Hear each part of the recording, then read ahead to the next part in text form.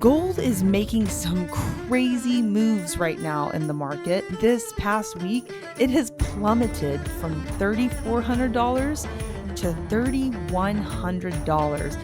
What is going on? We're going to get into it right now.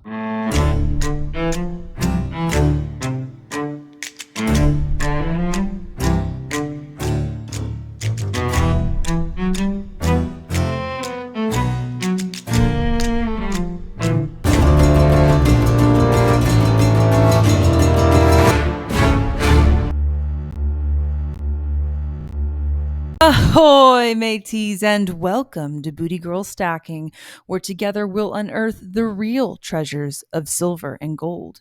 If you enjoy these videos and want even more booty in your treasure chest, please smash that like button, share, and subscribe. Now, if you're looking to ascend the ranks of the Booty Girl Stacking crew, please consider joining my Patreon, where you'll gain access to exclusive Booty Girl Stacking content and special giveaways. I'd like to give a huge shout out to those of you who have already joined my Patreon. Your support means the world to me, and the Booty Girl Stacking crew would not be the same without you. So welcome aboard, mateys. I am excited to see where this ship sails. Gold is making some crazy moves right now in the market. Just a little over a week ago, it was sitting at $3,400, and this past week, it has plummeted to $3,100. Things are crazy right now in the market. In June, it will be a year since I started stacking silver. It's only been a few months, though, since I started stacking gold. I started in February of this year. Since then, with the exception of a couple of minor pullbacks, gold has pretty much been on an upward trend until recently. But before we get into that, I'd like to take a moment to celebrate. As some of you know, April was a little bit of a rough month for me. I ended up having to replace my phone, and therefore I was unable to buy my monthly purchase of a 1/10 ounce gold coin. But I had a couple of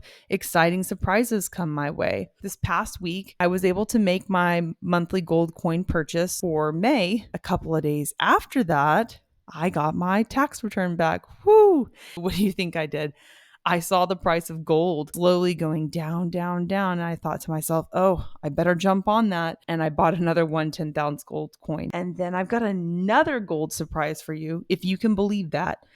At the end of the video, I am going to show off the very first gold coin that my wife has ever purchased. It was one of those random quarter ounce deals that they had on Liberty Coin, and you guys are not going to believe what they sent her in the mail. I was shocked. I can't wait to show that off at the end. But before we get into that, here is one of the coins I received in the mail. Now, I went ahead and took advantage of the random 1/10 ounce gold coin that you can buy on Liberty Coin, and I didn't get what I wanted.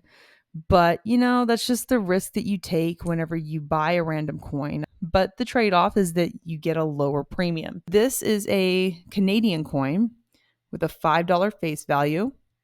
And it says, First Special Service Force. It's got an arrowhead and it says USA, Canada. I actually don't know a whole lot about this coin. So if you guys want to drop it down in the comments, if you've got more information about it, that'd be great. Kind of a basic design, but the gold itself is beautiful. Now, this one I think is a prettier coin. It is from the Perth Mint, 4/9 fine, 1/10 ounce gold coin with a $15 face value. And it's got a picture of a ship on the obverse.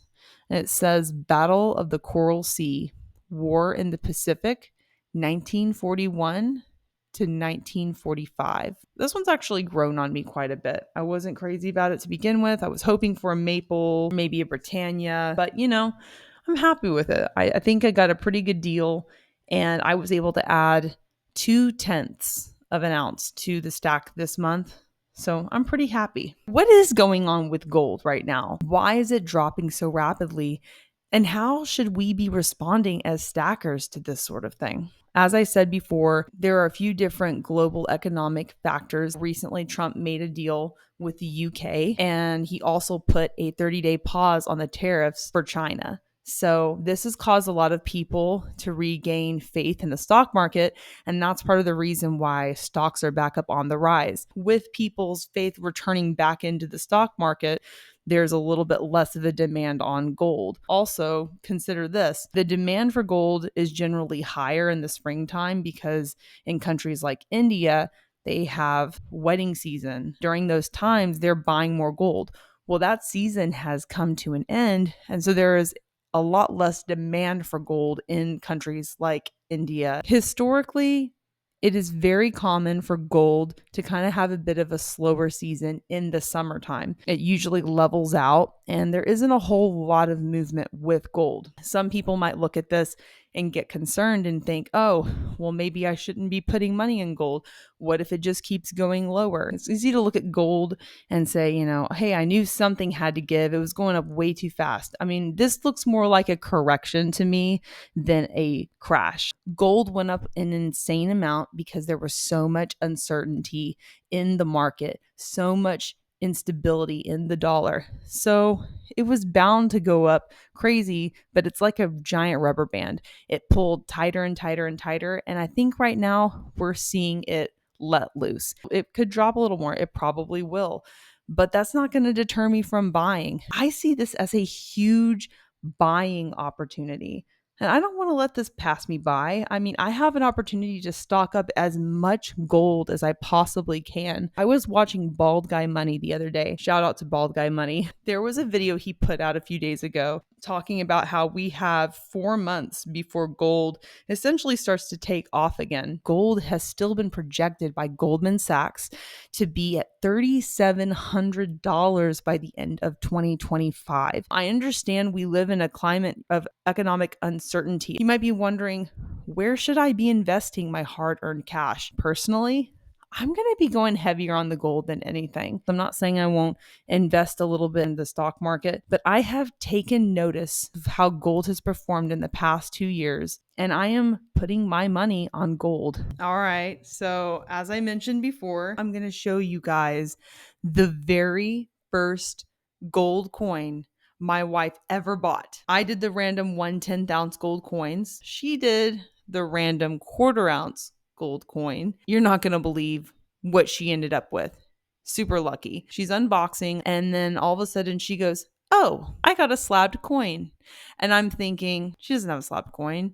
She's probably just talking about the flip. She probably doesn't realize it's not called a slab. So I look over at her and I go, no. I was like, no, you don't. And she goes, no, seriously, I have a slabbed coin. I look over and sure enough, she pulls out a PCGS MS70 Canadian wildlife coin. I didn't even know that you could get a slabbed coin whenever you buy a random, much less an MS70. So kudos to her on her first gold coin. Isn't it super cute? I love the baby and the mama bear. I think it's a very memorable first coin and I was very happy for her. And also thankful that she's letting me show it off today in my stack. Anyway, I understand that gold is something that you use to preserve your wealth in the long term. It's not something generally that should be looked at as a stock because it's not. That being said, gold continues to outperform the stock market. And even though we're seeing this dip, I'm still putting my money on gold in the long term. And I think that it's not going to disappoint me. But that's just what I think. I'd love to hear from you guys in the comment section about what you think. How low do you think gold is going to go? Do you think that gold is the wrong focus? Maybe I should just be putting it all on silver. Let's keep that dialogue going. And if you'd like to support this channel in a greater capacity, please consider joining my Patreon. And if you haven't already, like, share, and subscribe. I'm Booty Girl, and I'll see you guys in the next one.